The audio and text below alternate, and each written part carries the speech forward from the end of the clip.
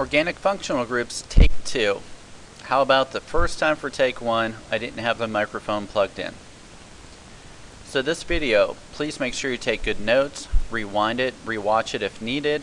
If you have any questions, please ask. Chapter 20 is an organic chapter. It's on functional groups. A functional group is an atom, group of atoms, or bond that gives a molecule a particular set of chemical and physical properties. Technically, the double and triple bonds, the alkenes and alkynes, they were functional groups, but we just treated them as other hydrocarbons.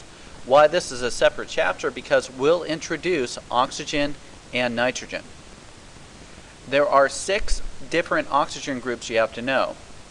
The first group that's generally presented in most textbooks are alcohols. When you see an alcohol will have an OH group.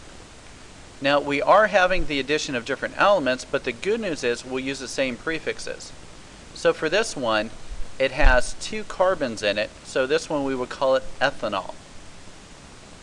Now for this other one, it has 2 carbons, but it has 2 hydroxyl groups, those OH groups. So this one would be ethane diol, because there's 2 alcohols, so there's 2 OLs. So the alcohol functional groups, if you notice, all of these end in OL.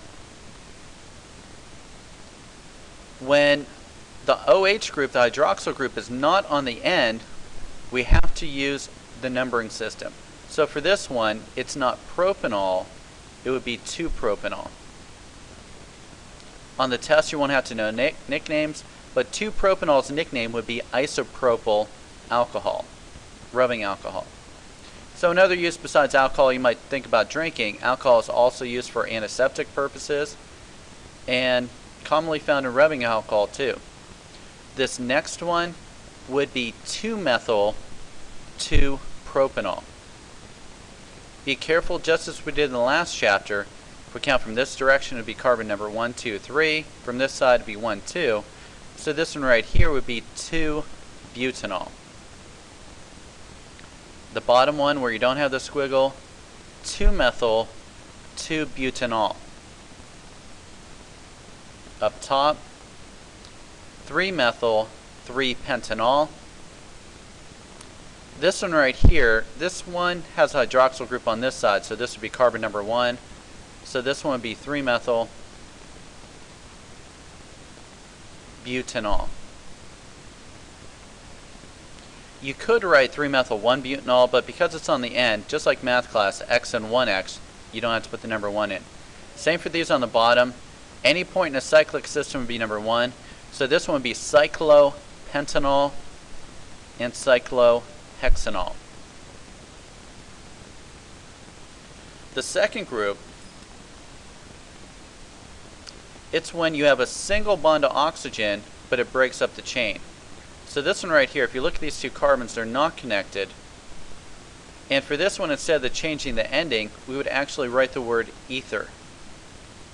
Instead of saying methyl-methyl ether, this one we would call dimethyl ether.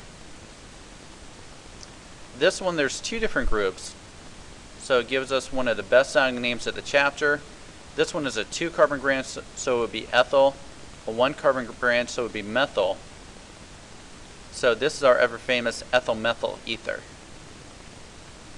And the bottom one, ethyl, so this is diethyl ether.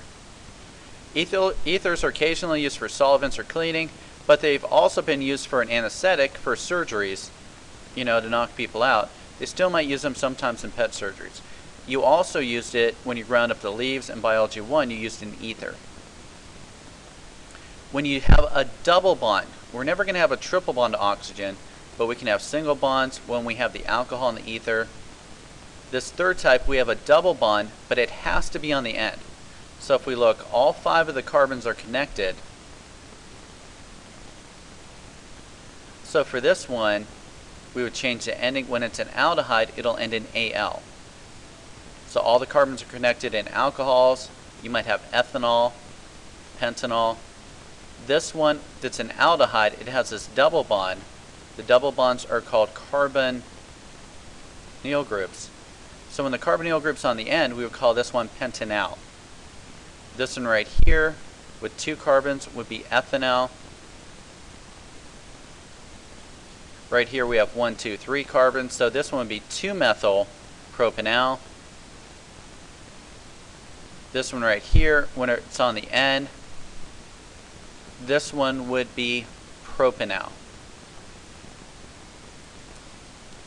Now the fourth one, it does have a double bond again, but the double bond is in the middle. This one, if you notice, all 4 carbons are connected, so we're going to use our normal prefix of but. This group of compounds are called ketones. So this one would be butanone because it's not on the first one. We would call this one 2-butanone. This one right here would be 2-propanone because it has 2 carbons. This one right here would be 3-pentanone because the carbonyl is on the third one. Both aldehydes and ketones are used for food flavorings, additives, used to make other chemicals and reactions. And also, a couple common ones, 2-propanone. Some of you may have used this recently, it's prom season. It's acetone, used in nail polish remover. When we have an aldehyde with 1 carbon, it's called methanol. That's also its nickname of formaldehyde, used for preserving specimens. Now, I mentioned before we can have single bonds, double bonds. We won't have triple bonds, but we can have both. We can have both a single bond and a double bond oxygen. When it's on the end of the chain, it's going to be a carboxylic acids. Remember when we had acids before, they ended in IC, like nitric acid, hydrochloric acid. So the same idea, but they're organic. So when it has 1 carbon, this is why it stings, because ants have this when they release it after they bite you. This is called methanoic acid. 1, 2, 3, 4, 5. This one would be pentanoic acid. We skipped one up here, but this would be 2-methyl propanoic acid. Excuse me. This one right here with 2 carbons would be ethane dioic acid, because it has 2 of those acid groups.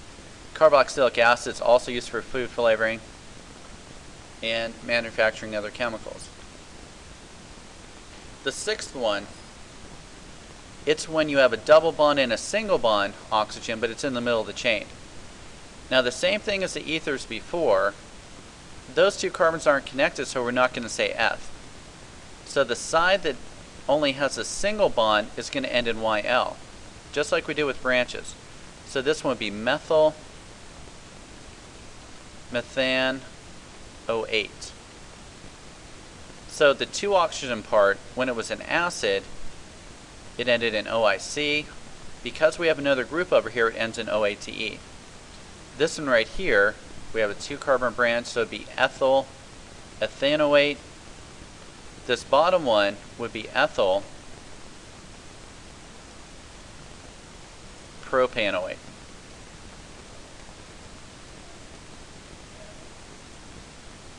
So this one, 5 and 6, the acid, the esters, they're also used in making other chemicals and in foods, whether for flavorings or food additives.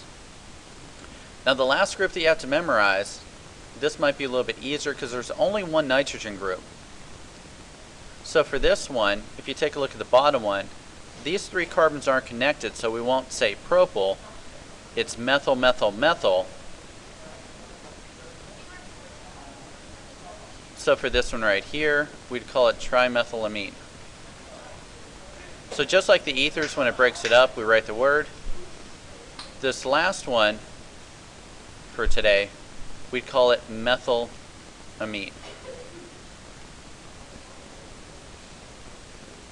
So to summarize, there are general formulas. When it's an alcohol, it's going to have a hydroxyl group. When you see an R in the book, R just means any carbon. So if it had 2 carbons, it would be ethanol. If the R group was 1 carbon, it would be methanol.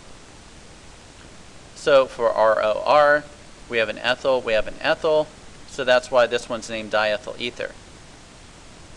This one right here, if there's only one hydrogen, its nickname would be formaldehyde.